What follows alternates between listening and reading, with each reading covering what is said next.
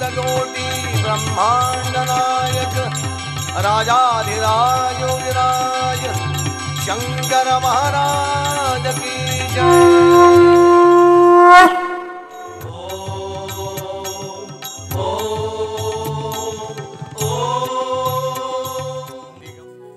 राजाधिराज योगिराज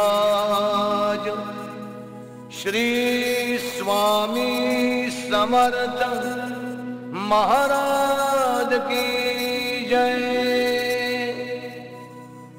अवधूत चिंतन श्री गुरुदेव दत्त श्री गुरुदेव दत्त श्री गुरुदेव दत्त।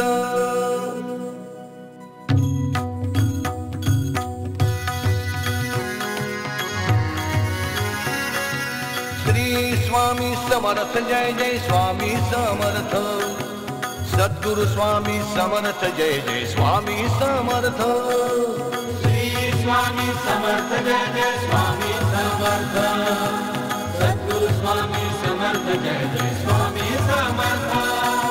श्री स्वामी समर्थ जय जय स्वामी समर्थ सद्गुरु स्वामी समर्थ जय जय स्वामी समर्थ। श्री स्वामी समर्थ जय जय स्वामी समर्थ सद्गुरु स्वामी समर्थ जय जय स्वामी समर्थ। अक्कलकोट निवासी माझे स्वामी भगवंत श्री स्वामी समर्थ जय जय स्वामी समर्थ। अक्कलकोट निवासी माझे स्वामी भगवंत श्री स्वामी समर्थ जय जय स्वामी समर्थ। अक्कलकोट निवासी माझे स्वामी भगवंत श्री स्वामी समर्थ जय जय स्वामी समर्थ। अक्कलकोट निवासी माझे स्वामी भगवंत श्री स्वामी समर्थ जय जय स्वामी समर्थ।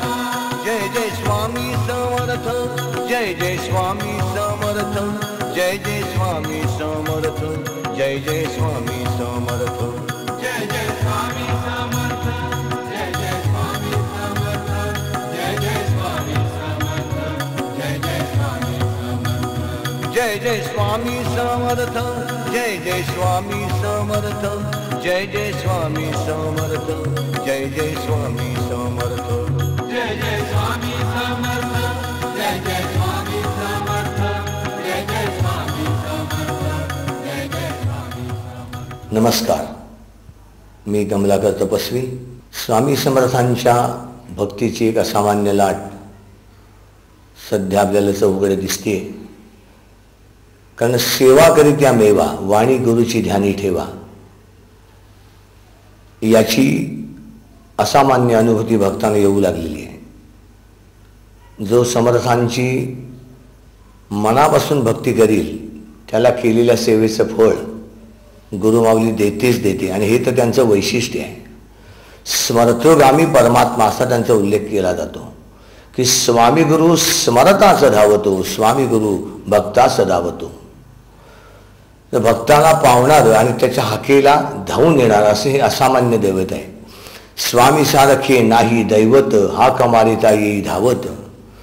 तर ही भक्तांना येत असलेली जी अनुभूती आहे या अनुभूतीमुळेच समर्थांची ही भक्ती आता खूप वाढीला लागली।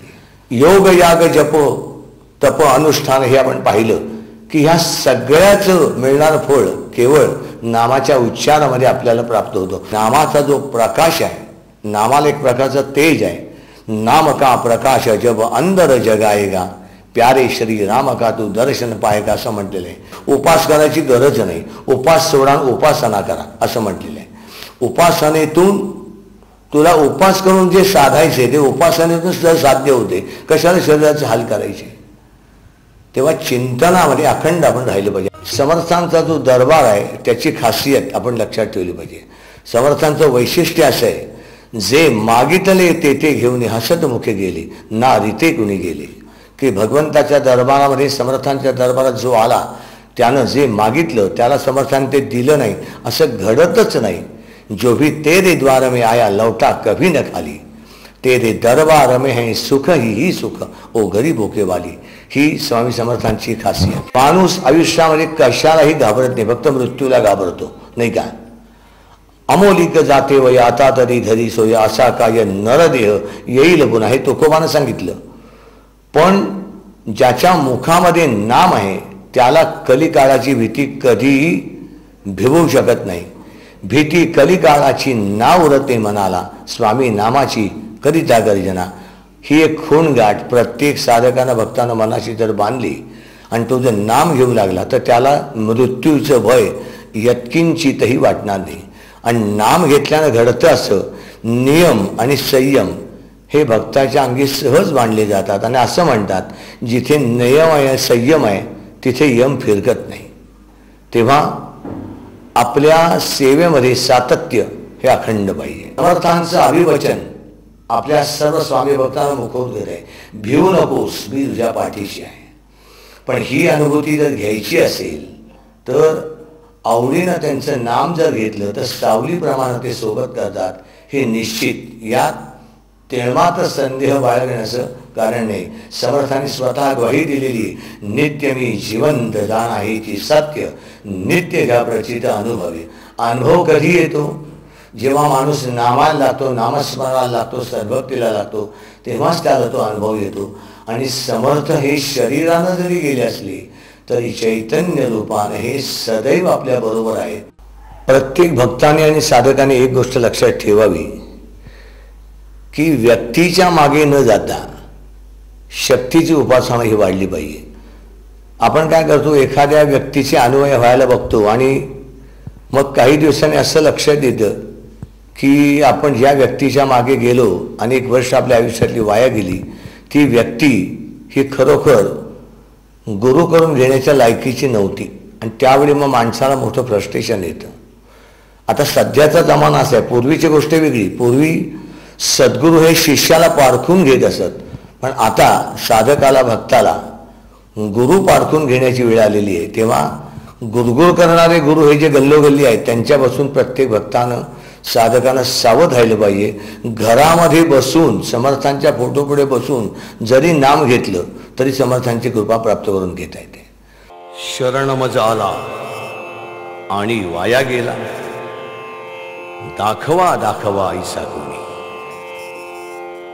जो जो मज भजे जैशा जैशा भावे, तैसा तैसा पावे मीही त्यासे.